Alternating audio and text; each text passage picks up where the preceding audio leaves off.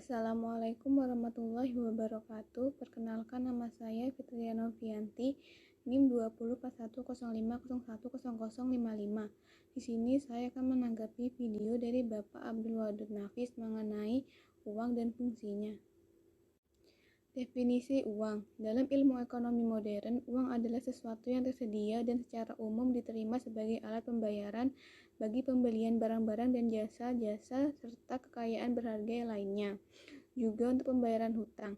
Beberapa ahli juga menyebutkan fungsi uang sebagai alat penunda pembayaran.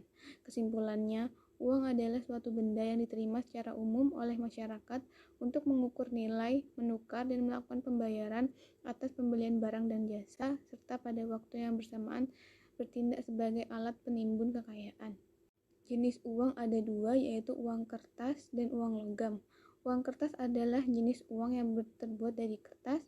Uang logam adalah jenis uang yang terbuat dari emas maupun perak. Jenis uang berdasarkan lembaga yang menerbitkan. Yang pertama, uang kartal adalah uang yang diterbitkan langsung oleh Bank Indonesia dan dijamin oleh undang-undang. Yang kedua, uang giral adalah uang yang dibuat oleh bank umum, contohnya cek, giro, kartu ATM, dan mobil banking. Jenis uang berdasarkan nilainya. Yang pertama, uang nilai penuh adalah ketika nilai intrinsik dan nilai nominalnya sama, contohnya emas dan perak. Yang kedua, uang tanda adalah ketika nilai intrinsik lebih kecil dibanding nilai nominalnya, contohnya uang kertas.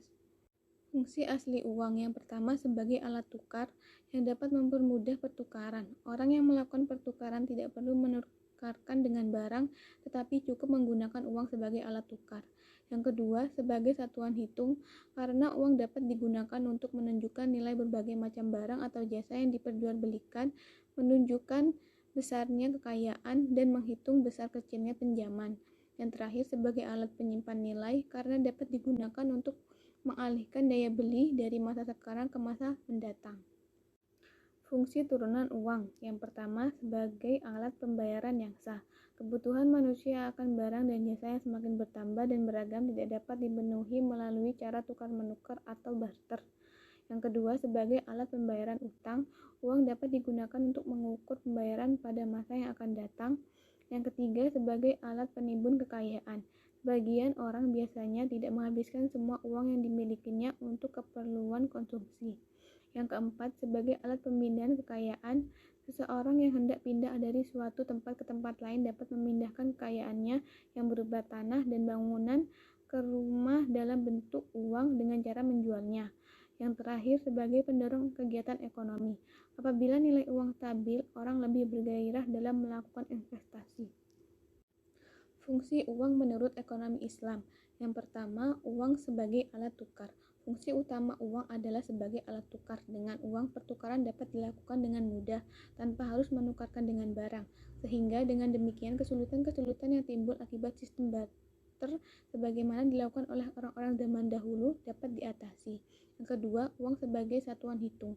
Uang berfungsi sebagai alat petunjuk harga. Dengan uang, harga barang dan jasa ditentukan, seperti menentukan nilai sebuah rumah atau mobil dengan satuan uang seperti rupiah, dolar, dan lainnya.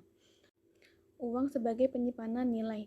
Fungsi ketiga uang adalah sebagai penyimpanan nilai. Maksudnya, uang yang dimiliki oleh seseorang itu tidak dibelanjakan seluruhnya dalam satu waktu, tapi uang akan disisihkan atau disimpan untuk keperluan di masa yang akan datang, seperti untuk membeli barang atau jasa, atau untuk dipersiapkan di waktu sakit, atau untuk mengantisipasi kerugian di waktu yang akan datang. Sekian dan terima kasih. Kurang lebihnya mohon maaf. Wassalamualaikum warahmatullahi wabarakatuh.